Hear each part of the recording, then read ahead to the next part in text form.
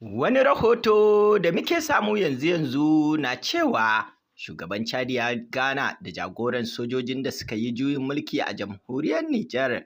Kamar yadda kuke gani a cikin waɗannan hotunan, wannan dai shine hoton Mohamed Bazoum da aka gani a karo na farko a yayin da shugaban Chadi ya isa birnin Yamai a yammacin ranar Lahadi, jim kaɗan bayan kammala taron ƙungiyar ƙasashen ECOWAS, bayan da suka gana da tsohon hafsan sojojin jamhuriyar Nijar Janar Salifu Mudi. Shugaban Chadi Janar Mohamed ya gana da jagoran sojojin da suka yi juyin mulki Janar Abdurrahman Cheni da kuma hambararren shugaban ƙasar Mohamed Bazoum a inda yake tsare. Haka kuma shugaba Deby ya gana da tsohon shugaban ƙasar Nijar Muhammadu Issoufou kafin daga bisani ya sake ganawa da Janar Cheni a karo na biyu domin yi masa bankwana. Shugaban na Chadi ya yi amfani da wannan ziyara domin duba hanyoyin sasanta ɓangarorin da ke takun saƙa bayan juyin mulkin da soja suka yi a jamhuriyar Nijar.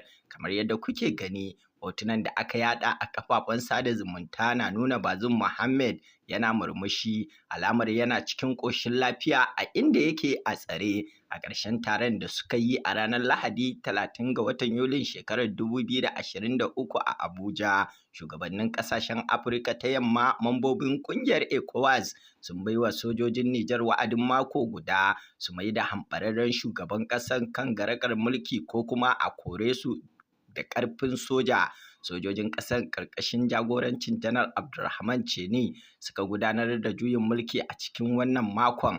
A nan muke so da ku bayyana mana ra'ayoyinku kan wannan batu. Shin kuna gani wannan hoton da aka nuno Bazoum yana dariya alama ce ta wannan juyin mulkin da aka yi masa bai dame shi ba, ko kuma kuna ganin yayi yaƙe ne don kar a gan shi a cikin wani hali?